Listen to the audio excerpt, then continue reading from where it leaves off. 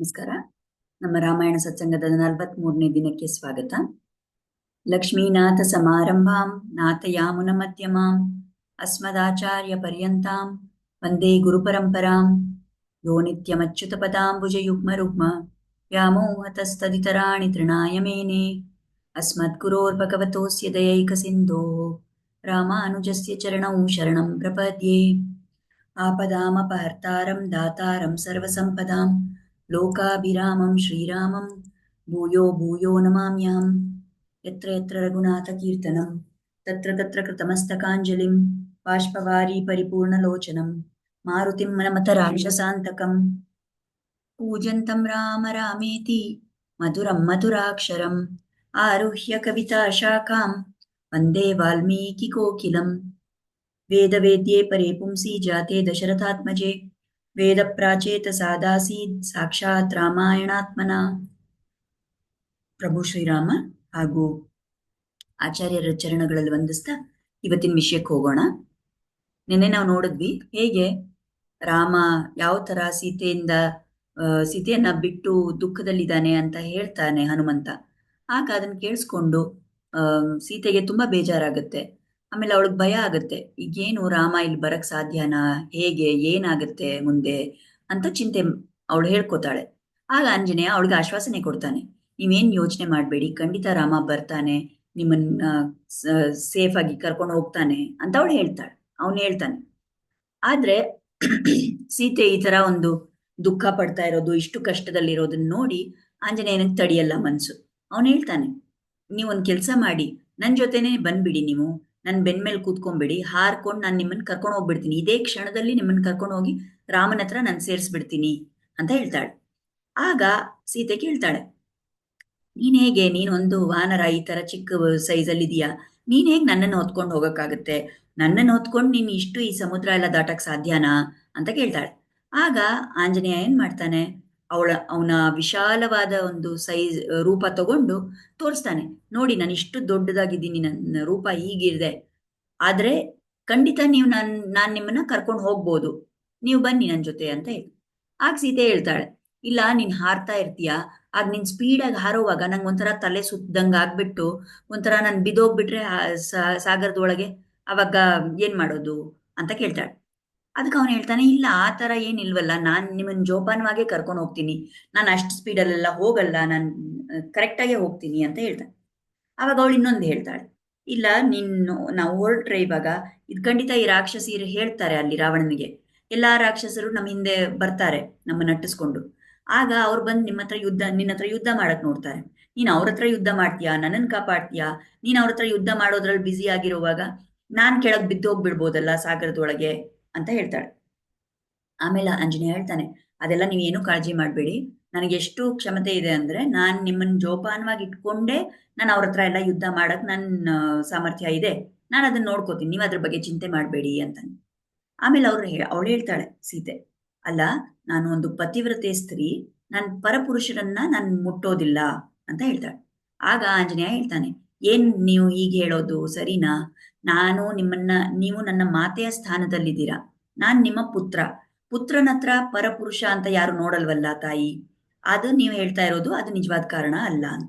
ಸರಿ, ಕಡೆಗೆ ಸೀತೆ ಒಪ್ಕೊತಾಳೆ. ಅವಳೇನ್ ಹೇಳ್ತಾಳೆ ಅಂದ್ರೆ, ಯದಿ ರಾಮೋ ದಶಗ್ರೀವಂ ಇಹ ಹತ್ವಾ ಸರಾಕ್ಷಸಂ ಮಾಂ ಇತೋ ಗೃಹ್ಯ ಗಚ್ಚೇತ ತತ್ತಸ್ಯ ಸದೃಶಂ ಭವೇತ್. ಈ ರಾಮ ಇಲ್ಲಿ ಬರ್ಬೇಕು, ಅವನೇ ಇಲ್ಲಿ ಬಂದು ರಾವಣನ ಸಂಹಾರ ಮಾಡಿ ಈ ಎಲ್ಲಾ ರಾಕ್ಷಸರನ್ನು ನಾಶ ಮಾಡಿ ರಾಮ ಬಂದು ಇದೆಲ್ಲ ನಡೆಸಿ ನನ್ನನ್ನು ವಾಪಸ್ ಕರ್ಕೊಂಡು ಹೋಗ್ಬೇಕು, ಅದೇ ಸರಿಯಾದ ದಾರಿ, ಅದೇ ಶ್ರೇಷ್ಠವಾದ ಒಂದು ದಾರಿ ಅಂತ ಹೇಳ್ತಾಳೆ. ಸೊ ಇದೆಲ್ಲ ಅವಳು ಹೇಳಿದ್ದು ಅದು ಸುಮ್ನೆ ಏನೋ ಒಂದ್ ಕಾರಣ, ನೆಪ ಹೇಳ್ತಾ ಇದ್ಲು. ನಿಜವಾಗ್ಲೂ ಅವಳ ಮನ್ಸಲ್ಲಿ ಏನಿದೆ, ರಾಮ ಅವನ ಪರಾಕ್ರಮದಿಂದ ನನ್ನನ್ನು ಬಂದು ಕರ್ಕೊಂಡು ಹೋಗ್ಬೇಕು, ರಾಮ ನನ್ನ ಪತಿ, ನನ್ನ ರಕ್ಷಣೆ ಮಾಡೋದು ಅವನ ಕರ್ತವ್ಯ, ಅದನ್ನ ಅವನು ನಡ್ಸ್ಕೊಡ್ಬೇಕು, ಆ ಉದ್ದೇಶದಿಂದ ಅವಳು ಇಷ್ಟೆಲ್ಲ ಕಾರಣಗಳನ್ನ ಏನೇನೋ ಒಂದ್ ನೆಪ ಹೇಳಿದ್ಲು. ಈ ಕಡೆಗೆ ಅವಳು ಹೇಳ್ತಾಳೆ ಆಂಜನೇಯನ ಹತ್ರ, ನಾನ್ ಬರಲ್ಲ, ರಾಮ ಬಂದ್ ನನ್ನನ್ನ ಅವನ್ ಬಿಡುಗಡೆ ಮಾಡೋದು, ಅದೇ ಸರಿಯಾದ ದಾರಿ ಅಂತ ಹೇಳ್ತಾಳೆ. ಸರಿ, ಆಮೇಲೆ ಹನುಮಂತ ಹೇಳ್ತಾನೆ, ಈಗ ನಾನು ಹೋಗ್ತೀನಿ ರಾಮನ ಹತ್ರ, ಹೋಗಿ ನಾನು ಸೀತೆಯನ್ನು ನೋಡ್ದೆ ಅಂತೆಲ್ಲ ಹೇಳ್ತೀನಿ, ಆವಾಗ ರಾಮನಿಗೆ ನಾನು ಹೇಳಕ್ಕೆ ಏನಾದ್ರೂ ಒಂದು ಘಟನೆ ನಿಮ್ಮಿಬ್ಬರಿಗೆ ಮಾತ್ರ ಗೊತ್ತಿರೋದನ್ನ ನೀವು ಹೇಳಿ ನನಗೆ. ಸೊ ದಟ್ ನಾನು ಅದನ್ನ ಹೇಳ್ದಾಗ ರಾಮನಿಗೆ ಖಂಡಿತ ನಾನು ಸೀತೆಯನ್ನೇ ನೋಡ್ಕೊಂಡು ಬಂದಿರೋದು ಅಂತ ಒಂದು ಆಶ್ವಾಸನೆ ಆಗುತ್ತೆ. ಅಂತ ಏನಾದ್ರೂ ಘಟನೆ ಇದ್ರೆ ನನಗೆ ಹೇಳಿ, ನಾನು ಹೋಗಿ ಅದನ್ನ ರಾಮನ್ಗೆ ಕನ್ವೆ ಮಾಡ್ತೀನಿ ಅಂತ ಆಂಜನೇಯ ಕೇಳ್ತಾನೆ. ಆವಾಗ ಸೀತೆ ಹೇಳ್ತಾಳೆ, ಆ ಒಂದು ಘಟನೆ ಕಾಕಾಸುರ ವೃತ್ತ ಅಂತ ಹೇಳ್ತಾರೆ ಅದನ್ನ. ಸೊ ಆ ಕಾಕಾಸುರ ವೃತ್ತ ಅಂತ ಅದ್ ನಡೆದಿರೋ, ಆ ಘಟನೆ ನಡೆದಿರೋದು ಅಯೋಧ್ಯ ಕಾಂಡದ ಕೊನೆಯಲ್ಲಿ. ಆದ್ರೆ ಅಲ್ಲಿ ರಾಮಾಯಣದಲ್ಲಿ ವಾಲ್ಮೀಕಿ ಅದನ್ನ ವರ್ಣನೆ ಮಾಡಿಲ್ಲ. ಇಲ್ಲಿ ಕಾಂಡದಲ್ಲಿ ಆ ಆಗೋಗಿರೋ ಘಟನೆನ ಸೀತೆ ವರ್ಣನೆ ಮಾಡ್ತಾ ಇದ್ದಾಳೆ. ಸೊ ಒಂಥರ ಫ್ಲಾಶ್ ಬ್ಯಾಕ್ ತರ ಇಲ್ಲಿ ಇಟ್ಟಿದ್ದಾರೆ ವಾಲ್ಮೀಕಿಯರು. ಸೊ ಅದೇನ್ ಘಟನೆ ಏನಾಗಿತ್ತು ಆ ಸಮಯದಲ್ಲಿ ಅಂದ್ರೆ, ಇವರು ಗೋದಾವರಿ ನದಿ ಹತ್ರ ಅಲ್ಲೆಲ್ಲೋ ಹೊರಗಡೆ ಇದ್ದಾಗ ಆ ಸಮಯದ ಒಂದಿನ ತುಂಬಾ ಸುಸ್ತಾಗಿ ಮರದ ಕೆಳಗೆ ಸೀತಾರಾಮರಿದ್ರು. ಲಕ್ಷ್ಮಣ ಎಲ್ಲೋ ಕಾಡೊಳಗೆ ಹೋಗಿದ್ದ. ಆವಾಗ ಏನಾಗಿತ್ತು ಅಂದ್ರೆ, ಈ ಸೀತೆಯ ಮಡಿಲಲ್ಲಿ ರಾಮ ತಲೆ ಇಟ್ಕೊಂಡು ಕೆಳಗ್ ದರ್ಬೆ ಹುಲ್ಲನ್ನ ಹಾಕೊಂಡು ಮಲಗಿದ್ದ. ತುಂಬಾ ಸುಸ್ತಾಗಿ ನಿದ್ದೆ ಬಂದ್ಬಿಟ್ಟಿತ್ತು ರಾಮನ್ಗೆ. ಸೀತೆ ಕೂತಿದ್ಲು. ಆವಾಗ ಅಲ್ಲಿ ಈ ಒಂದ್ ಕಾಗೆ ಬಂತು. ಅದ್ ಕಾಗೆ ಆಕ್ಚುಲಿ ಅದು ಇಂದ್ರನ ಮಗ ಜಯಂತ ಅಂತ. ಅದು ಒಂದು ಅಸುರ ವೇಷದಲ್ಲಿ, ಆ ಕಾಗೆ ವೇಷದಲ್ಲಿ ಕಾಕಾಸುರ ಅಂತ ಹೆಸರು. ಒಂದು ಕೆಟ್ಟ ದೃಷ್ಟಿ ಇಟ್ಕೊಂಡು ಆ ಕಾಗೆ ಏನ್ ಮಾಡುತ್ತೆ, ಬಂದು ಸೀತೆಯ ಎದೆಯಲ್ಲಿ ಆ ಸ್ತನದ ಮೇಲೆ ತನ್ನ ಆ ಕೊತ್ಬಿಡುತ್ತೆ ಅಲ್ಲಿ ಆ ಜಾಗದಲ್ಲಿ. ಆವಾಗ ಸೀತೆಗೆ ತುಂಬಾ ನೋವಾಗುತ್ತೆ. ಆದ್ರೆ ರಾಮ ಮಲ್ಗಿದಾನಲ್ಲ, ಅವನಿಗೆ ಡಿಸ್ಟರ್ಬ್ ಆಗ್ಬಾರ್ದಲ್ಲ ಅಂತ ಸುಮ್ನೆ ಕೂತ್ಕೊಂಡು ಆ ಕಾಗೆನ ತಳ್ಳಕ್ ನೋಡ್ತಾಳೆ, ಅದ್ರ ಮೇಲೆ ಕಲ್ಲೆಲ್ಲ ಹಾಕಕ್ ನೋಡ್ತಾಳೆ. ಆದ್ರೆ ಆ ಕಾಗೆ ಬಿಡಲ್ಲ, ಮತ್ತೆ ಬಂದು ಅಲ್ಲೇ ಕೂತುತ್ತೆ. ಆವಾಗ ಅಲ್ಲಿಂದ ರಕ್ತ ಹರಿಯಕ್ ಶುರು ಆಗುತ್ತೆ. ಆ ರಕ್ತ ರಾಮನ ಮುಖದ ಮೇಲೆ ಬಿದ್ದು ಅವನಿಗೆ ಎಚ್ಚರ ಆಗ್ಬಿಡುತ್ತೆ. ನೋಡ್ತಾನೆ, ಏನಿದು, ಏನಾಯ್ತು ಅಂತ. ಅಯ್ಯೋ, ನಿನಗೆ ಈ ತರ ಯಾರು ಅಪಚಾರ ಮಾಡಿದ್ರು, ಯಾರಿಗಿಷ್ಟು ಧೈರ್ಯ ನಿನ್ ಮೇಲೆ ಬಂದು ಈ ತರ ಒಂದು ಆಕ್ರಮಣ ಮಾಡೋದಕ್ಕೆ ಅಂತ ಈ ಕಡೆ ಆ ಕಡೆ ತಿರ್ಗಿ ನೋಡಿದ್ರೆ ಆ ಕಾಗೆ ಅಲ್ಲಿ ಕೂತಿದೆ. ಆ ಕಾಗೆಗೆ ಏನು ಒಂದು ನಂಬಿಕೆ ಅಂದ್ರೆ, ಇವ್ರು ಯಾರು ನನ್ಗೇನು ಮಾಡಕ್ಕಾಗಲ್ಲ, ಅವ್ರ ಕೈಯಲ್ಲಿ ಆಯುಧ ಇಲ್ಲ, ಏನಿಲ್ಲ, ಅವನ್ ಏನ್ ಮಾಡ್ತಾನೆ ಅಂತ ಅದು ಕಾನ್ಫಿಡೆಂಟ್ ಆಗಿ ಅಲ್ಲಿ ಕೂತಿದೆ. ಆಗ ರಾಮ ಏನ್ ಮಾಡ್ತಾನೆ ಅಂದ್ರೆ, ಆ ಹುಲ್ಲಿರುತ್ತಲ್ಲ, ಆ ದರ್ಬೆ ಹುಲ್ಲು, ಅದೊಂದು ಆ ಒಂದು ಹುಲ್ಲನ್ನು ತಗೊಂಡು ಮಂತ್ರ ಹೇಳಿ ಅದನ್ನೇ ಬ್ರಹ್ಮಾಸ್ತ್ರವಾಗಿ ಮಾಡ್ಬಿಡ್ತಾನೆ. ಅಂಡ್ ಅದನ್ನ ಆ ಕಾಕಾಸುರನ್ ಮೇಲೆ ಬಿಸಾಕ್ತಾನೆ. ಆಗ ಆ ಬ್ರಹ್ಮಾಸ್ತ್ರ ಕಾಕಾಸುರನ್ ಹಿಂದೆ ಹೋಗ್ತಾ ಇರುತ್ತೆ. ಈಗ ಭಯ ಬಂದ್ಬಿಡ್ತು ಆ ಕಾಕಾಸುರನ್ಗೆ. ಓಡ್ತಾನೆ. ಎಲ್ಲ ಓಡಿದ್ರು, 3 ಲೋಕಗಳಲ್ಲಿ ಎಲ್ಲೇ ಓಡಿದ್ರು ಅದು ಅವನನ್ನ ಅಟ್ಟಿಸ್ಕೊಂಡು ಬರ್ತಾನೇ ಇದೆ. ಆ ಕಾಕಾಸುರ ಏನ್ ಮಾಡ್ತಾನೆ, ಫಸ್ಟ್ ಅವ್ರ ತಂದೆ ಇಂದ್ರನ ಹತ್ರ ಹೋಗ್ತಾನೆ. ನೋಡಿ, ಬ್ರಹ್ಮಾಸ್ತ್ರ ನನ್ ಕಾಡ್ತಾ ಇದೆ, ನನ್ಗೇನಾದ್ರೂ ಮಾಡಿ ನನ್ಗೆ ರಕ್ಷಣೆ ಕೊಡಿ ಅಂತ. ಇಂದ್ರ ಹೇಳ್ತಾನೆ, ನನ್ನ ಕೈಲಿ ಏನೋ ಮಾಡಕ್ಕಾಗಲ್ಲಪ್ಪ, ಅದು ರಾಮ ಬಿಟ್ಟಿರೋ ಬ್ರಹ್ಮಾಸ್ತ್ರ, ನಾನೇನೋ ಮಾಡಕ್ಕಾಗಲ್ಲ ಅಂತ ಅವನ್ ಹಿಂದ್ ತಗೊಂಡ್ಬಿಡ್ತಾನೆ. ಸರಿ, ಈ ಕಾಕಾಸುರ ಮುಂದೆ ಬ್ರಹ್ಮನ ಹತ್ರ ಹೋಗ್ತಾನೆ, ಶಿವನ ಹತ್ರ ಹೋಗ್ತಾನೆ. ಯಾರೂ ಒಪ್ಕೊಳ್ಳಲ್ಲ. ಯಾಕಂದ್ರೆ ಅವ್ರಿಗೆ ಗೊತ್ತು, ರಾಮ ಬಿಟ್ಟಿರೋ ಬ್ರಹ್ಮಾಸ್ತ್ರ ಇವನ್ ಹಿಂದೆ ಬರ್ತಾ ಇದೆ, ಅವನಿಗೆ ನಾವೇನಾದ್ರೂ ಒಂದು ರಕ್ಷಣೆ ಕೊಟ್ರೆ ನಾವು ಧ್ವಂಸ ಆಗೋಗ್ತೀವಿ ಅಂತ. ಸೊ ಯಾರೂ ಒಪ್ಪಲ್ಲ. ಕಡೆಗೆ ಆ ಕಾಗೆಗೆ ಬೇರೆ ಯಾರೂ ಇಲ್ಲ, ಸಹಾಯ ಮಾಡಕ್ ಯಾರೂ ಇಲ್ಲ. ಅದು ಇಲ್ಲಿ ಅಲ್ಲಿ ಎಲ್ಲಾ ಕಡೆ ಸಂಚಾರ ಮಾಡ್ಬಿಟ್ಟು ಕಡೆಗೆ ಬಂದದು ರಾಮನ್ ಎಲ್ಲೋ ಒಂದ್ ನೆರಳು ಸಿಗುತ್ತಾ ಅಂತ ಹುಡುಕ್ತಾ ಇರುತ್ತಂತೆ. ನೋಡಿದ್ರೆ ಅದೇ ವೃಕ್ಷದ ಹತ್ರ ಬರುತ್ತೆ, ಎಲ್ಲಿ ರಾಮ ಸೀತೆ ಇದಾರೋ ಅಲ್ಲಿಗೆ ಬಂದು ರಾಮನ ಕಾಲಲ್ಲಿ ಅಲ್ಲಿ ಬಿದ್ದೋಗ್ಬಿಡುತ್ತೆ. ಅದಕ್ಕೆ ಇನ್ನೂ ಓಡಾಡಕ್ಕಾಗಲ್ಲ, ಶಕ್ತಿ ಇಲ್ಲ, ಏನಿಲ್ಲ, ಅಲ್ಲಿ ಬಿದ್ಬಿಡುತ್ತೆ. ಬಿದ್ಬಿಟ್ಟು ಅದು ಕ್ಷಮೆ ಕೇಳುತ್ತೆ. ಆಗ ರಾಮ ಅದನ್ನ ಕ್ಷಮಿಸ್ತಾನೆ. ಇಲ್ಲಿ ವಾಲ್ಮೀಕಿ ಶ್ಲೋಕ ಹೇಳುತ್ತೆ, ಸತಂ ನಿಪತಿತಂ ಭೂಮೌ ಶರಣ್ಯ ಶರಣಾಗತಂ ವಧಾರ್ಹಂ ಅಪಿ ಕಾಕುತ್ಸ್ಥ ಕೃಪಯಾ ಪರ್ಯಪಾಲಯ. ಆ ರಾಮ, ಅವನ್ಗೆ ಎಷ್ಟು ಕರುಣೆ ಅಂದ್ರೆ, ಈ ಕಾಗೆ ಅದಿಷ್ಟೊಂದು ಅಪಚಾರ ಮಾಡಿದ್ದ ಕಾಗೆ, ಆದ್ರೆ ಅದು ಬಂದು ಅವನ ಹತ್ರ ಕಾಲಿಗೆ ಬಿತ್ತಲ್ಲ, ಅಲ್ಲಿ ಭೂಮಿ ಮೇಲೆ ಬಿತ್ತು, ಅವನ ಕಾಲ ಹತ್ರ ಬಿತ್ತು, ಅದು ಶರಣ ಕೇಳ್ತು. ಅದಕ್ಕೆ ಅದನ್ನ ಆಕ್ಚುಲಿ ತುಂಬಾ ಒಂದು ಘೋರವಾದ ಶಿಕ್ಷೆ ಅದಕ್ಕೆ ಆಗ್ಬೇಕಿತ್ತು, ಅದ್ ಮಾಡಿದ ಕಾರ್ಯಕ್ಕೆ. ಆದ್ರೂನು ಅದ್ ಕಾಲಿಗೆ ಬಿತ್ತಲ್ಲ ಅಂತ ರಾಮ ಅದನ್ನ ಕ್ಷಮಿಸ್ತಾನೆ, ಅದ್ರ ಮೇಲೆ ಕರುಣೆ ತೋರಿಸ್ತಾನೆ ಅಂತ ಹೇಳ್ತಾರೆ ವಾಲ್ಮೀಕಿ. ಸರಿ, ಈಗ ಆ ಕಾಗೆಗೆ ಕ್ಷಮೆ ಕೊಟ್ಟಾಯ್ತು. ಆದ್ರೆ ಆ ಬ್ರಹ್ಮಾಸ್ತ್ರ ಒಂದ್ಸರಿ ಅದನ್ನ ಇದ್ ಮಾಡಿದ್ಮೇಲೆ, ಟಾರ್ಗೆಟ್ ಅದಕ್ಕೆ ಕೊಟ್ಮೇಲೆ ಅದನ್ನ ವಾಪಸ್ ತಗೊಳಕ್ಕಾಗಲ್ಲ. ಸೊ ರಾಮ ಆ ಕಾಗೆನೆ ಕೇಳ್ತಾನೆ, ಏನ್ ಮಾಡ್ಲಿ ನಾನು ಇವಾಗ, ಯಾವ ತರ ಈ ಬ್ರಹ್ಮಾಸ್ತ್ರವನ್ನ ನಾನು ಯೂಸ್ ಮಾಡೋದು ಅಂತ. ಆಗ ಕಾಗೆ ಹೇಳುತ್ತೆ, ಈ ಕಣ್ಣು ತಾನೇ ನಂದು ತಪ್ಪಾಗಿ ಒಂದು ನೋಡಿ, ತಪ್ಪಾಗಿ ಒಂದು ಕಾರ್ಯ ಮಾಡಕ್ ನನ್ನನ್ನ ಇದ್ ಮಾಡ್ತು, ಉತ್ತೇಜನೆ ಮಾಡ್ತು, ಅದಕ್ಕೆ ಈ ಕಣ್ಣನ್ನೇ ನೀನ್ ತಗೊಂಡ್ಬಿಡು ಅಸ್ತ್ರದಿಂದ ಅಂತ. ಸೊ ಆ ಕಾಗೆಗೆ ಬಲ ಕಣ್ಣು ಆ ಬ್ರಹ್ಮಾಸ್ತ್ರ ರಾಮ ಅದ್ರ ಮೇಲೆ ಬಿಡ್ತಾನೆ. ಅದಕ್ಕೆ ಇವತ್ ತನಕ ಕಾಗೆಗಳಿಗೆ ಒಂದೇ ಕಣ್ಣಲ್ಲಿ ಮಾತ್ರ ಕಾಣಿಸೋದು. ನೋಡಕ್ ಅವ್ರಿಗೆ ಎರಡು ಕಣ್ಣು ಇರೋ ತರ ಇರುತ್ತೆ. ಅದೇ ಅದಕ್ಕೆ ಕಾಣೋದು ಒಂದೇ, ದೃಷ್ಟಿ ಇರೋದು ಒಂದೇ ಕಣ್ಣಿಂದ. ಯಾಕಂದ್ರೆ ಇನ್ನೊಂದ್ ಕಣ್ಣಲ್ಲಿ ದೃಷ್ಟಿ ಆ ಬ್ರಹ್ಮಾಸ್ತ್ರದಿಂದ ಹೊರಟೋಯ್ತು. ಸೊ ಈ ಘಟನೆ ಆಗಿತ್ತಲ್ಲ, ಇದನ್ನೆಲ್ಲ ಸೀತೆ ಆಂಜನೇಯಂಗೆ ಹೇಳ್ತಾಳೆ. ಹೇಳ್ಬಿಟ್ಟು ಅವಳೇನಂತಾಳೆ, ಆ ರಾಮ ಅವನ್ಗೆ ಎಷ್ಟು ಒಂದು ಸಾಮರ್ಥ್ಯ, ಒಂದು ದರ್ಬೆ ಹುಲ್ಲನ್ನ ತಗೊಂಡು ಅದನ್ನ ಆಯುಧವಾಗಿ ಮಾಡಿದ್ನಲ್ಲ. ಈಗ ಆ ಸಮಯದಲ್ಲಿ ಅವನ್ ಕಾಕಾಸುರ ಅಲ್ಲಿದ್ದಾಗ ಇದಿಷ್ಟೆಲ್ಲ ಮಾಡಿದ್ನಲ್ಲ ರಾಮ. ಈಗ ಇಷ್ಟು ಸಮಯ ಆಯ್ತು, ಈ ರಾವಣ ಬಂದ್ ನನ್ನ ಅಪಹರಣ ಮಾಡ್ಕೊಂಡು ಹೋಗಿದ್ದಾನೆ, ಇಷ್ಟು ಸಮಯ ಆದ್ರೂ ಆ ರಾಮ ಯಾಕಿನ ಬಂದಿಲ್ಲ ಅಂತ ಕೇಳ್ತಾಳೆ. ಆಮೇಲೆ ಹನುಮಂತ ಹೇಳ್ತಾನೆ, ಇಲ್ಲ ಅವ್ರಿಗೆ ನೀವು ಎಲ್ಲಿದ್ದೀರಾ ಅಂತ ಗೊತ್ತಿರ್ಲಿಲ್ಲ, ಅದಕ್ಕೆ ಅವ್ರು ಬಂದಿಲ್ಲ. ಖಂಡಿತ ಇವಾಗ ನಾನು ಹೋಗಿ ಅವ್ರಿಗೆ ಹೇಳಿದ್ರೆ ಬರ್ತಾರೆ ಅಂತ ಕನ್ವಿನ್ಸ್ ಮಾಡ್ತಾನೆ ಆಂಜನೇಯ. ಆಮೇಲೆ ಅವನ್ ಕೇಳ್ತಾನೆ, ಇನ್ನೇನಾದ್ರೂ ನನಗೆ ಒಂದು ಕೊಡಿ, ಒಂದು ಗುರ್ತಿಗೆ ಅಂತ. ಆಗ ಅವಳು ಏನ್ ಮಾಡ್ತಾಳೆ, ತಥೋ ವಸ್ತ್ರ ಗತಂ ಮುಕ್ತ್ವ ದಿವ್ಯಂ ಚೂಡಾಮಣಿಂ ಶುಭಂ ಪ್ರದೇಯೋ ರಾಘವಾಯ ಇತಿ ಸೀತಾ ಹನುಮತೆ ದದೌ. ಅವಳು ಆ ವಸ್ತ್ರದಲ್ಲಿ ಕಟ್ಟಿಟ್ಕೊಂಡಿದ್ಲು ಅವಳು ಚೂಡಾಮಣಿನ, ಅದನ್ನ ಕೊಡ್ತಾಳೆ ಹನುಮಂತನ್ಗೆ. ಕೊಟ್ಬಿಟ್ಟು ಇದನ್ನ ನೀನ್ ಕೊಡು ರಾಮನಿಗೆ, ನನ್ನ ಗುರುತು ಅಂತ ಕೊಡು ಅಂತ ಹೇಳ್ತಾಳೆ. ಆಮೇಲೆ ಮಿನ್ನ ಮಾತಾಡ್ಕೊಂಡು ಸೀತೆ ಯೋಚನೆ ಮಾಡ್ತಾಳೆ. ಅವಳು ಹೇಳ್ತಾಳೆ, ಹೇಗೆ ನೀನು ಒಬ್ಬ, ಏನೋ ನಿನಗೆ ತುಂಬಾ ಸಾಮರ್ಥ್ಯ, ನೀನ್ ಇಲ್ಲಿ ಬಂದ್ಬಿಟ್ಟಿದ್ಯಾ ಸಮುದ್ರ ದಾಟ್ಕೊಂಡು, ಆ ಬೇರೆ ವಾನರರೆಲ್ಲ ಬರಕ್ ಸಾಧ್ಯನಾ? ರಾಮ ಲಕ್ಷ್ಮಣ ಹೇಗ್ ಬರ್ತಾರೆ? ಅಷ್ಟೆಲ್ಲ ಅವ್ರು ದಾಟ್ಕೊಂಡು ಬಂದು ಇಲ್ಲಿ ಬಂದು ಈ ರಾಕ್ಷಸರನ್ನ ಸಂಹಾರ ಮಾಡಕ್ ಅವ್ರಿಗೆ ಆಗತ್ತಾ ಅಂತ ಕೇಳ್ತಾಳೆ.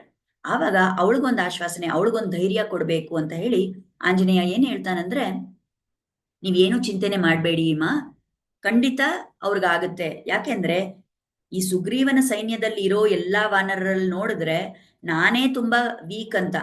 ಅದಕ್ಕೆ ನೋಡಿ ನನ್ನನ್ ದೂತನಂತ ಕಳ್ಸಿದ್ದಾರೆ. ಸಾಮಾನ್ಯವಾಗಿ ಯಾರನ್ನ ದೂತ ಅಂತ ಕಳಿಸ್ತಾರೆ? ಯಾರಿಗ್ ಬೇರೆ ಯಾವ್ದೋ ಒಂದು ಸಾಮರ್ಥ್ಯ ಇರಲ್ವೋ ಅವ್ರನ್ನ ದೂತ ಅಂತ ಕಳಿಸ್ತಾನೆ, ಈ ಕೆಲಸ ಏನಾದ್ರೂ ಅವ್ನು ಮಾಡ್ಲಿ ಅಂತ. ಆ ತರ ನನ್ ಕಳಿಸಿದ್ದಾರೆ ಅಂದ್ರೆ ಸುಗ್ರೀವನ ಸೈನ್ಯದಲ್ಲಿ ಇರೋರೆಲ್ರೂ ನನಗಿಂತ ಶ್ರೇಷ್ಠವಾಗೇ ಇದ್ದಾರೆ, ಅವ್ರು ಇನ್ನೂ ವೀರ ಪರಾಕ್ರಮಿಯಾಗಿದ್ದಾರೆ. ಸೊ ನೀವು ಏನು ಕಾಳಜಿ ಮಾಡಬೇಡಿ, ಖಂಡಿತ ನಾವೆಲ್ಲರೂ ಬರ್ತೀವಿ, ನಿಮ್ಮನ್ನ ಕಾಪಾಡ್ತೀವಿ ಅಂತ ಹೇಳ್ತಾರೆ. ಸರಿ, ಇದೆಲ್ಲ ಮಾತಾಡಿದ್ಮೇಲೆ ಸೀತೆ ಇನ್ನೊಂದು ವಿಷಯ ಹೇಳ್ತಾಳೆ. ಸರಿ, ನಾನು ನಿನಗೆ ಇನ್ನೊಂದು ವಿಷಯ ಹೇಳ್ತೀನಿ, ಬರೀ ನನಗೆ ರಾಮನಿಗೆ ಗೊತ್ತಿರೋ ವಿಷಯ, ಅದನ್ನು ನೀನು ಹೋಗಿ ಹೇಳು ರಾಮನ್ಗೆ ಅಂತ ಹೇಳ್ತಾಳೆ. ಏನಂದ್ರೆ, ಒಂದಿನ ಯಾವತ್ತೋ ಅಲ್ಲಿ ಆಶ್ರಮದಲ್ಲಿದ್ದಾಗ ಏನೋ ಕೆಲಸ ಮಾಡಿಕೊಂಡು ಅವಳ ಹಣೆಯಲ್ಲಿದ್ದಿದ್ದು ಆ ತಿಲಕ ಹೋಗ್ಬಿಟ್ಟಿತ್ತು ಸೀತೆಯ ಹಣೆಯಲ್ಲಿ. ಆವಾಗ ಅವಳು ರಾಮನ್ನ ಹೇಳಿದ್ಲು, ನೀವೇ ಇಡಿ, ನನಗೆ ತಿಲಕ ಇಡಿ ಅಂತ. ಆಗ ತಿಲಕ ಹಣೆಯಲ್ಲಿ ಇಟ್ಬಿಟ್ಟು ಸುಮ್ಮನೆ ಹಂಗೆ ಒಂಥರ ಹಾಸ್ಯಕ್ಕಾಗಿ ಒಂದು ದೃಷ್ಟಿ ಪರಿಹಾರ ಆಗ್ಲಿ ಅಂತ ಅನ್ಕೊಂಡು ರಾಮ ಅವಳ ಕೆನ್ನೆ ಮೇಲೂ ಒಂದು ಆ ತಿಲಕದ ಮಾರ್ಕ್ ಹಾಕಿದ್ದ. ಇದನ್ನು ಅವಳು ಹೇಳ್ತಾಳೆ. ಆಮೇಲೆ ಅವಳು ಹೇಳ್ತಾಳೆ, ರಾಮನಿಗೆ ಹೇಳು, ಈಗ ನಾನು 1 ತಿಂಗಳು ಸಮಯ ರಾಮನಿಗೆ ಕೊಡ್ತಾ ಇದ್ದೀನಿ. ಈಗ ಅವಳಿಗೇನು ರಾವಣ 2 ತಿಂಗಳು ಕೊಟ್ಟಿದ್ದಾನೆ, ಆದ್ರೆ ಅವಳು ಹೇಳ್ತಾ ಇರೋದು, ನಾನು 1 ತಿಂಗಳಷ್ಟೇ ಸಮಯ ಕೊಡೋದು.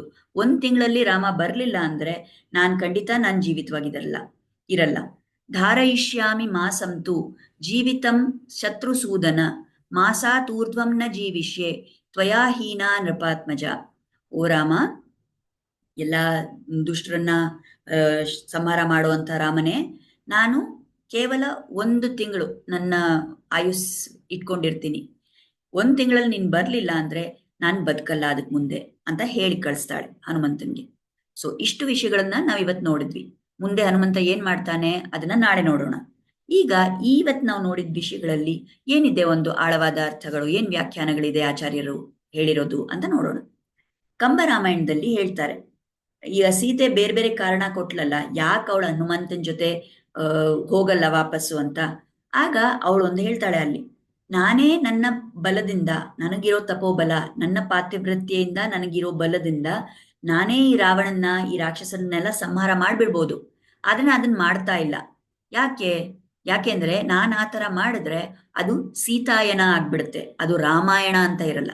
ರಾಮ ನನ್ನ ಪತಿ, ಅವನ ಕರ್ತವ್ಯ ಪತ್ನಿಯ ರಕ್ಷಣೆ ಮಾಡ್ಬೇಕಂತ, ಅವನ್ ಪರಾಕ್ರಮ ಅವನ್ ಅದ್ರಲ್ಲಿ ತೋರಿಸ್ಬೇಕು. ಅದಕ್ಕೋಸ್ಕರ ನಾನ್ ಏನು ಮಾಡ್ತಾ ಇಲ್ಲ, ಅವನ್ ಬರೋ ತನಕ ನಾನು ಕಾಯ್ತೀನಿ ಅಂತ ಇಲ್ಲಿ ಆಚಾರ್ಯರ ವ್ಯಾಖ್ಯಾನ ಹೇಳ್ತಾರೆ. ಇವಾಗ ಅವಳು ಅಷ್ಟೆಲ್ಲ ಕಾರಣಗಳನ್ನ ಕೊಟ್ಲಲ್ಲ, ಅವಳು ಯಾಕೆ ಆಂಜನೇಯನ್ ಜೊತೆ ಹೋಗಲ್ಲ ವಾಪಸ್ಸು ಅಂತ. ಅದರಲ್ಲಿ ಆಳವಾದ ಅರ್ಥ ಏನ್ ಅವಳ್ದು ಅಂದ್ರೆ, ಯಾವತ್ತು ನಾನು ರಾಮನ ಮೇಲೆ ಡಿಪೆಂಡ್ ಆಗಿರ್ಬೇಕು, ಅವ್ರ ಮೇಲೆ ನಾನು ಅವಲಂಬಿತವಾಗಿರ್ಬೇಕು. ನಂದು ನಾನ್ ಮಾಡ್ಕೋತೀನಿ ಅನ್ನೋ ಭಾವ ಇರ್ಕೂಡ್ದು. ರಾಮನಲ್ಲಿ ನಾನು ಶರಣಾಗಿರ್ಬೇಕು ಅನ್ನೋ ಭಾವ ಸೀತೆಗೆ.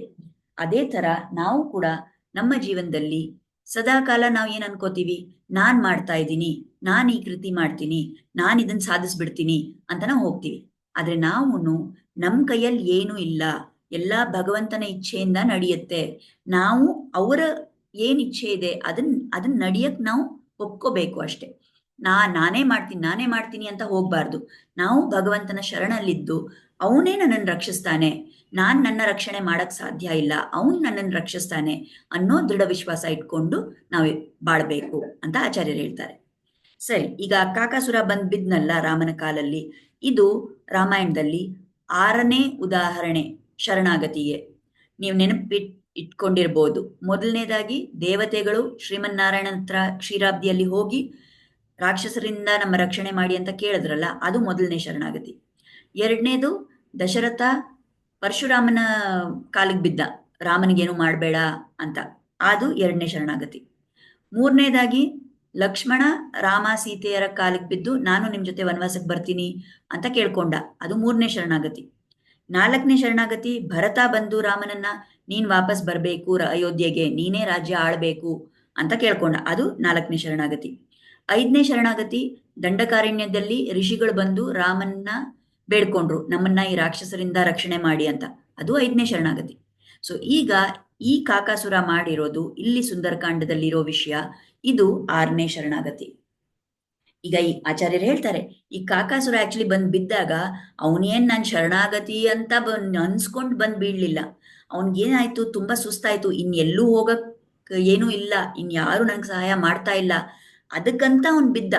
ಮತ್ ಅಲ್ಲಿ ಎಲ್ಲಿ ಒಂದು ನೆರಳು ಸಿಕ್ತಲ್ಲ ಆ ಜಾಗದಲ್ಲಿ ಬೀಳೋಣ ಅಂತ ಬಿದ್ದ. ಅಲ್ಲಿ ರಾಮ ನಿಂತಿದ್ದ ಅಷ್ಟೇ. ಸೊ ಅವನ್ ಸುಮ್ನೆ ಈ ತರ ಬಿದ್ರುನು ರಾಮನಿಗೆ ಎಷ್ಟು ಕರುಣೆ ಅಂದ್ರೆ, ಅವನು ಓಕೆ ಈ ಕಾಕಾಸುರ ಬಂದ್ ಶರಣಾಗತಿ ಮಾಡಿದಾನೆ ಅಂತ ಅದನ್ನ ತಗೊಂಡ್ಬಿಟ್ಟ, ಆ ರೂಪದಲ್ಲಿ ಅದನ್ನ ಅವನ್ ಅನ್ಕೊಂಡ. ಈಗ ಈ ಕಾಗೆ ಅಲ್ಲಿ ಬಿತ್ತಲ್ಲ ರಾಮನ್ ಕಾಲ ಹತ್ರ, ಆಗ ಅದ್ ಹೇಗ್ ಬಿತ್ತು ಅಂದ್ರೆ, ಈ ವಿಷಯ ಸೀತೆ ಹೇಳಲ್ಲ ವಾಲ್ಮೀಕಿ ರಾಮಾಯಣದಲ್ಲಿ, ಯಾಕೆಂದ್ರೆ ಅವಳೇ ಅಲ್ಲೊಂದೇನೋ ಮಾಡಿದಾಳೆ, ಅವಳು ತನ್ನ ದೊಡ್ಡಸ್ಗೆ ಅವಳು ಹೇಳ್ಕೊಳಲ್ಲ. ಆದ್ರೆ ಪಾದ್ಮ ಪುರಾಣದಲ್ಲಿ ವೇದವ್ಯಾಸರು ಇದನ್ನ ಹೇಳಿದ್ದಾರೆ, ಇದನ್ನ ಉಲ್ಲೇಖ ಮಾಡಿದ್ದಾರೆ. ಏನಂದ್ರೆ, ಆ ಕಾಗೆ ಬಂದ್ ರಾಮನ್ ಕಾಲ ಹತ್ರ ಬಿದ್ದಾಗ ಅದ್ ಯಾವ ದಿಕ್ಕಲ್ಲಿ ಬಿತ್ತು ಅಂದ್ರೆ, ಅದರ ಕಾಲು ರಾಮನ್ ಕಾಲ ಹತ್ರ ಇತ್ತು, ಆ ತರ ಬಿದ್ದಿತ್ತದು. ಸೀತೆ ಇದನ್ನ ನೋಡಿದ್ಲು. ತಕ್ಷಣ ರಾಮ ನೋಡಕ್ ಮುಂಚೆ, ಅವಳಲ್ಲೇ ಪಕ್ಕದಲ್ಲೇ ತಾನೇ ಇದ್ಲು, ರಾಮ ಅದನ್ನ ಗಮನಿಸಕ್ ಮುಂಚೆ ಅವಳು ಏನ್ ಮಾಡ್ತಾಳೆ ಅಂದ್ರೆ, ನಿಧಾನಕ್ಕೆ ಆ ಕಾಗೆನ ಸ್ವಲ್ಪ ಅಲ್ಲಾಡಿಸ್ತಾಳೆ.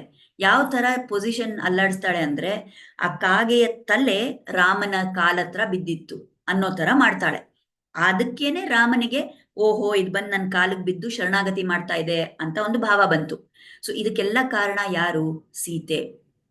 ಆದ್ರೆ ಅವಳೇ ತನ್ನ ದೊಡ್ಡಸ್ಗೆ ಹೇಳ್ಕೊಳಲ್ವಲ್ಲ, ಅದಕ್ಕೆ ಅವಳು ವಾಲ್ಮೀಕಿ ರಾಮಾಯಣದಲ್ಲಿ ಅವಳು ಹೇಳ್ತಾ ಇಲ್ಲ ಇದನ್ನ, ಆದ್ರೆ ಪದ್ಮ ಪುರಾಣದಲ್ಲಿ ವೇದವ್ಯಾಸರು ಹೇಳಿದ್ದಾರೆ.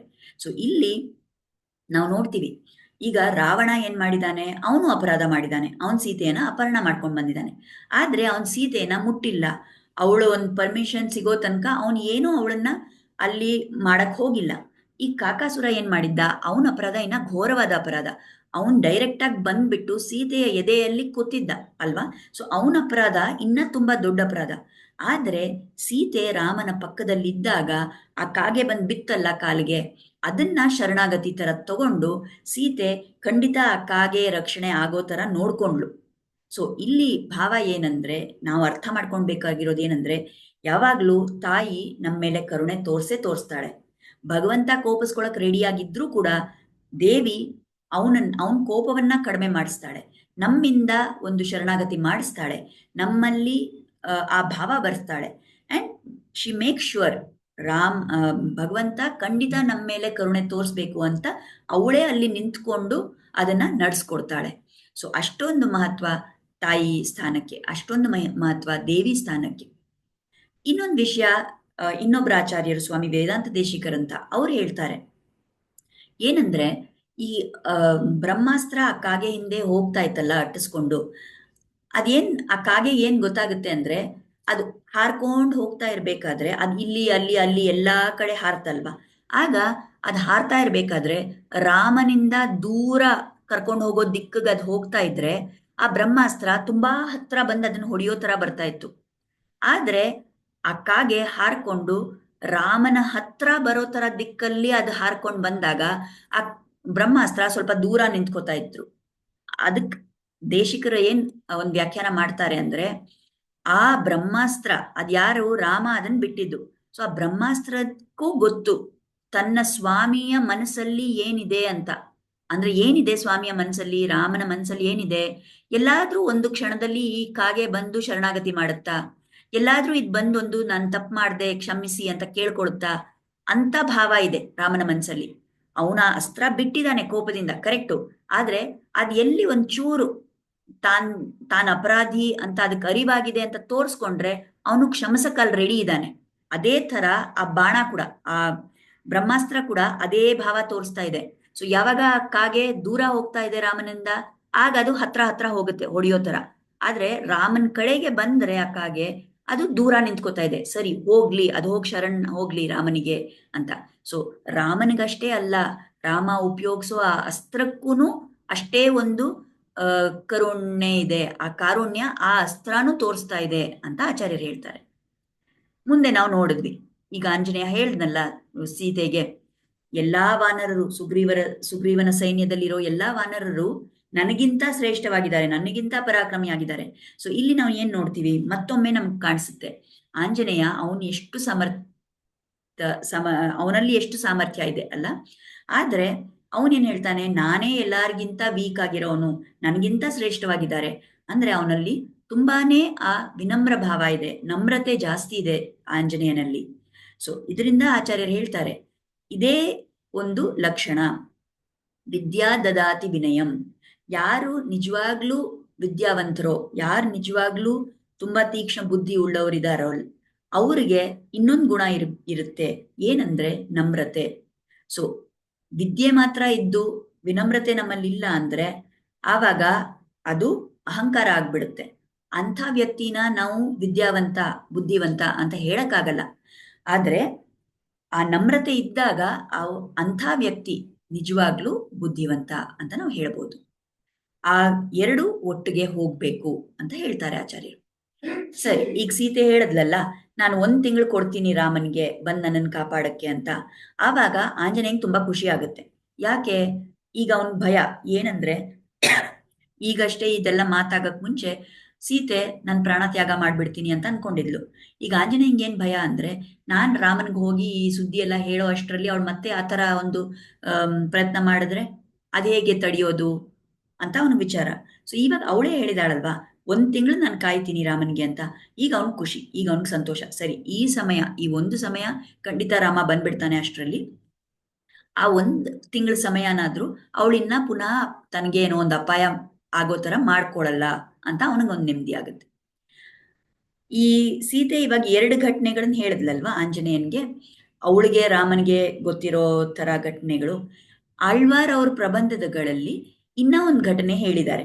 ಅದು ವಾಲ್ಮೀಕಿ ರಾಮಾಯಣದಲ್ಲಿ ಅದ್ರ ಉಲ್ಲೇಖ ಇಲ್ಲ, ಆದ್ರೆ ಆಳ್ವಾರ್ಗಳು ಹಾಡಿರೋ ಅವರ ಪ್ರಬಂಧಗಳಲ್ಲಿ ಈ ರಾಮಾಯಣದ ವಿಷಯಗಳೆಲ್ಲ ಹೇಳುವಾಗ ಅವ್ರು ಇನ್ನೊಂದು ಘಟನೆ ಹೇಳ್ತಾರೆ. ಒಂದ್ ಬಾರಿ ಏನಾಗಿತ್ತು ಅಂದ್ರೆ, ಅದನ್ನು ಸೀತೆ ಹನುಮಂತನ್ಗೆ ಹೇಳ್ತಾ ಇದ್ದಾಳೆ. ಏನಂದ್ರೆ, ಒಂದ್ಸರಿ ಗೋದಾವರಿ ನದಿಯಲ್ಲಿ ಇವರಿಬ್ರು ರಾಮ ಮತ್ತು ಸೀತೆ ಈಜಕ್ ಹೋಗಿದ್ರು. ಅಲ್ಲಿ ಅವರು ಈಜ್ಕೊಂಡಿರೋವಾಗ ಅವರು ಸರಿ, ಅವರಲ್ಲಿ ಒಂದು ಪೋಟಿ, ಅವರಲ್ಲಿ ಒಂದು ಕಾಂಪಿಟಿಷನ್, ಸ್ಪರ್ಧೆ, ಯಾರು ಫಸ್ಟ್ ಬರ್ತಾರೆ ನೋಡೋಣ ಅಂತ ಡಿಸೈಡ್ ಮಾಡ್ಕೋತಾರೆ. ಈ ಲಕ್ಷ್ಮಣನ್ನ ಅಲ್ಲಿ ತೀರ್ಪುಗಾರನ್ ತರ ಕೂರಿಸ್ಬಿಡ್ತಾರೆ, ಅಂಪೈರ್ ತರ ಲಕ್ಷ್ಮಣ ಕೂತಿರ್ತಾನೆ. ಸರಿ, ನೀನ್ ನೋಡ್ಬೇಕು ಯಾರು ಫಸ್ಟ್ ಬರ್ತೀವಿ ಅಂತ. ಇಬ್ರು ಅಲ್ಲಿ ನೀರೊಳಗೆ ಹೋಗ್ಬಿಟ್ಟು ಈಜಕ್ ಶುರು ಮಾಡ್ತಾರೆ. ನಮಗ್ ಖಂಡಿತ ಗೊತ್ತು ಯಾರಿದ್ರಲ್ಲಿ ಜಯಿಸೋದು, ರಾಮನೇ ಅಲ್ವಾ. ರಾಮನಿಗೆ ತುಂಬಾ ಕೆಪಾಸಿಟಿ ಇದೆ, ಅವನಿಗೆ ಸಾಮರ್ಥ್ಯ, ಅವನಿಗೆ ಶಾರೀರಿಕ ಒಂದು ಏನ್ ಬಲ ಇದೆ, ಎಲ್ಲ ನ್ಯಾಚುರಲಿ ಸ್ವಾಭಾವಿಕವಾಗಿ ರಾಮನೇ ಗೆಲ್ಲೋದು. ಆದ್ರೆ ರಾಮ ಏನ್ ಮಾಡ್ತಾನೆ, ಹೋಗ್ತಾನೆ ಆ ಬೇರೆ ತಟ್ಟದ ಕಡೆ ಹೋಗ್ತಾನೆ. ಆಮೇಲೆ ಅಲ್ಲಿ ಹೋಗಿ ರೀಚ್ ಆದ್ಮೇಲೆ ನೋಡ್ತಾನೆ ಸೀತೆ ಏನೋ ತುಂಬಾ ಹಿಂದೆ ಇದ್ದಾಳೆ, ಅವಳಿನ ಬರ್ತಾನೆ ಇಲ್ಲ. ಅದಕ್ಕೆ ಅವನೇನ್ ಮಾಡ್ತಾನೆ, ಅವನು ಉಸಿರನ್ನ ಹಿಡ್ಕೊಂಡ್ಬಿಟ್ಟು ನೀರ್ ಕೆಳಗ್ ಹೋಗ್ಬಿಟ್ಟು ಅಲ್ಲಿ ಮುಳುಗಿ ಅಲ್ಲಿ ಇರ್ತಾನೆ. ಅವನು ಆಚೆನೆ ಬರಲ್ಲ. ಸೀತೆ ಬರ್ತಾಳೆ, ಈ ಕಡೆ ಬರ್ತಾಳೆ, ಮತ್ತೆ ವಾಪಸ್ ಹೋಗ್ತಾಳೆ, ಅಲ್ಲಿ ಹೋಗ್ಬಿಟ್ಟು ಅವಳಲ್ಲಿ ರೀಚ್ ಆಗ್ಬಿಡ್ತಾಳೆ. ಆಮೇಲೆ ನಿಧಾನಕ್ಕೆ ರಾಮ ಬರ್ತಾನೆ ಈಜ್ಕೊಂಡು. ಅಂದ್ರೆ ರಾಮ ಸೀತೆ ಗೆಲ್ಲಲಿ, ಈ ಸ್ಪರ್ಧೆಯಲ್ಲಿ ಸೀತೆನೇ ಜಯಿಸ್ಲಿ ಅಂತ ರಾಮ ಬೇಕಂತ ನಿಧಾನಕ್ಕೆ ಬಂದಿದ್ದಾನೆ. ಸೊ ಇಲ್ಲಿ ಆಮೇಲೆ ಅವಳ ಸೀತೆ ಬರ್ತಾಳಲ್ಲ, ಆವಾಗ ಅವಳು ನಗ್ತಾಳೆ. ಅವಳು ಲಕ್ಷ್ಮಣನ್ಗೆ ಹೇಳ್ತಾಳೆ, ಏನ್ ಲಕ್ಷ್ಮಣ, ನಿಮ್ಮ ಅಣ್ಣ ಎಲ್ಲ ತುಂಬಾ ವೀರ ಪರಾಕ್ರಮಿ ಅಂತ ಎಲ್ಲರೂ ಹೇಳ್ತಾರೆ, ನೋಡು ಇಲ್ಲಿ ಈ ಜಾಟದಲ್ಲೇ ನಾನೇ ಗೆದ್ದಿದ್ದೀನಲ್ಲ ಅಂತ. ಆಗ ಲಕ್ಷ್ಮಣ ಯಾವಾಗ್ಲೂ ರಾಮನ್ ಕಡೆ ತಾನೇ ಇರೋದು. ಆದ್ರೆ ಈ ಸಂದರ್ಭದಲ್ಲಿ ಲಕ್ಷ್ಮಣನು ಹೇಳ್ತಾನೆ, ಹೌದೌದು, ನಮ್ಮ ಅಣ್ಣಂಗೆ ಈಜ್ ಅಷ್ಟೊಂದು ಬರಲ್ಲ. ಯಾಕೆಂದ್ರೆ ವಸಿಷ್ಠರು ಗುರುಕುಲದಲ್ಲಿ ಈಜಾಟ ಹೇಳ್ಕೊಟ್ಟಿದ್ದ ದಿನ ರಾಮ ಬಂದಿರ್ಲಿಲ್ಲ ಕ್ಲಾಸ್ಗೆ, ಅದಕ್ಕೆ ಅವ್ನ್ಗೆ ಅಷ್ಟೆಲ್ಲ ಈಜ್ ಚೆನ್ನಾಗಿ ಬರಲ್ಲ ಅಂತ ಅವರಿಬ್ರು ಸೇರ್ಕೊಂಡು ನಕ್ಕಿರ್ತಾರೆ ರಾಮನಿಗೆ. ಆ ಸೀತೆ ನಗೋದನ್ನ ನೋಡಿ ರಾಮನಿಗೆ ತುಂಬಾ ಸಂತೋಷ ಆಗಿರುತ್ತೆ. ಇಲ್ಲಿ ಆಚಾರ್ಯರು ಹೇಳ್ತಾರೆ, ಇಲ್ಲಿ ನಾವು ಈ ರಾಮನ ಒಂದು ಏನಂತೀರಾ ವರ್ತನೆಯಿಂದ ನಾವು ಒಂದು ಮಾತು ಕಲಿಬಹುದು. ಏನಪ್ಪಾ ಅಂದ್ರೆ, ಯಾರು ಅವರ ಪತ್ನಿಯನ್ನ ಗೆಲ್ಲಕ್ ಬಿಡ್ತಾರಲ್ಲ ಅಂಥ ವ್ಯಕ್ತಿ ಪರಮರಸಿಕ ಅಂತ ಹೇಳ್ತಾರೆ ಆಚಾರ್ಯರು. ಯಾವಾಗ್ಲೂ ಈ ಪತಿಯರು ನಂದೇ ಕರೆಕ್ಟು, ನಾನೇ ಸರಿ ಅಂತ ತೋರ್ಸ್ಕೊಳಕ್ ನೋಡಿದಾಗ ಹೇಳ್ತಾರಲ್ಲ, ಉತ್ತಮನ್ ಪುರುಷ ಒಲೆ ಮುಂದೆ ಅಂತ. ಆ ಥರ ಇರಬಾರ್ದು. ಕೆಲವೊಮ್ಮೆ ಆ ಪತ್ನಿಯನ್ನೂ ಗೆಲ್ಲಕ್ ಬಿಡ್ಬೇಕು, ಆವಾಗ ಅವರು ಸಂತೋಷವಾಗಿರ್ತಾರೆ. ಅವ್ರು ಖುಷಿ ಪಡೋದ್ ನೋಡಿ ನಾವು ಖುಷಿ ಪಡ್ಬೋದು. ಆ ಥರ ಇದ್ದಾಗ ಒಂದು ಉತ್ತಮವಾದ ದಾಂಪತ್ಯ ಇರುತ್ತೆ ಅಂತ ಆಚಾರ್ಯರು ಹೇಳ್ತಾರೆ. ಸೊ ಇದೊಂದು ಎಕ್ಸ್ಟ್ರಾ ವಿಷಯ. ಇವತ್ತಿಷ್ಟೆಲ್ಲ ವಿಷಯಗಳನ್ನ ನಾವು ತಿಳ್ಕೊಂಡಿದೀವಿ. ನಾಳೆ ಏನಾಗುತ್ತೆ, ಮುಂದೆ ಇನ್ನ ಆಂಜನೇಯ ಏನ್ ಮಾಡ್ತಾನೆ ನೆಕ್ಸ್ಟು ಅಂತ ನಾವು ನೋಡ್ತೀವಿ. ಸೊ ಇವತ್ತಿಷ್ಟೆಲ್ಲ ವಿಷಯಗಳನ್ನ ನಮಗ್ ಹೇಳ್ಕೊಟ್ಟಿದ್ದ ಆಚಾರ್ಯರು, ಮತ್ತೆ ಇದನ್ನ ಕೇಳಿಸ್ಕೊಳ್ಳೋದು, ಹೇಳೋ ಅವಕಾಶ ನಮ್ಗೆ ಶ್ರೀರಾಮ ಕೊಟ್ಟಿದ್ದಕ್ಕೆ ಅವ್ರ ಚರಣಗಳಲ್ಲಿ ಕೃತಜ್ಞತೆಯನ್ನ ಸಲ್ಲಿಸೋಣ. ಅವರ ಕೃಪಾ ಕಟಾಕ್ಷ, ಸೀತಾರಾಮರ ಕೃಪಾ ಕಟಾಕ್ಷ, ಆಚಾರ್ಯರ ಕಟಾಕ್ಷ ನಮ್ಮ ಮೇಲಿರ್ಲಿ ಅಂತ ಪ್ರಾರ್ಥಿಸ್ಕೊಳ್ಳೋಣ. ಮಂಗಳಂ ಕೋಸಲೇಂದ್ರಾಯ ಮಹನೀಯ ಗುಣಾಬ್ಧಯೇ ಚಕ್ರವರ್ತಿ ತನೂಜಾಯ ಸಾರ್ವಭೌಮಾಯ ಮಂಗಳಂ. ವೇದ ವೇದಾಂತ ವೇದ್ಯಾಯ ಮೇಘಶ್ಯಾಮಲಮೂರ್ತಯೇ ಪುಂಸಾಂ ಮೋಹನ ರೂಪಾಯ ಪುಣ್ಯಶ್ಲೋಕಾಯ ಮಂಗಳಂ. ಪಿತೃಭಕ್ತಾಯ ಸತತಂ ಭ್ರಾತೃಭಿಃ ಸಹ ಸೀತಯಾ ನಂದಿತಾಖಿಲ ಲೋಕಾಯ ರಾಮಭದ್ರಾಯ ಮಂಗಳಂ. ಶ್ರೀಮತೆ ರಘುವೀರಾಯ ಸೇತೂಲಂಘಿತ ಸಿಂಧವೇ ಜಿತರಾಕ್ಷಸ ರಾಜಾಯ ರಣಧೀರಾಯ ಮಂಗಳಂ. ಮಂಗಳಾಶಾಸನ ಪರೇರ್ ಮದಾಚಾರ್ಯ ಪುರೋಗಮೈಃ ಸರ್ವೈಶ್ಚ ಪೂರ್ವೈರಾಚಾರ್ಯೈಃ ಸತ್ಕೃತಾಯಾಸ್ತು ಮಂಗಳಂ. ಧನ್ಯವಾದ. ಮತ್ತೆ ನಾಳೆ ಸಿಗೋಣ. ಮುಂದೆ ಏನಾಗುತ್ತೆ ಅಂತ ನೋಡೋಣ. ನಮಸ್ಕಾರ.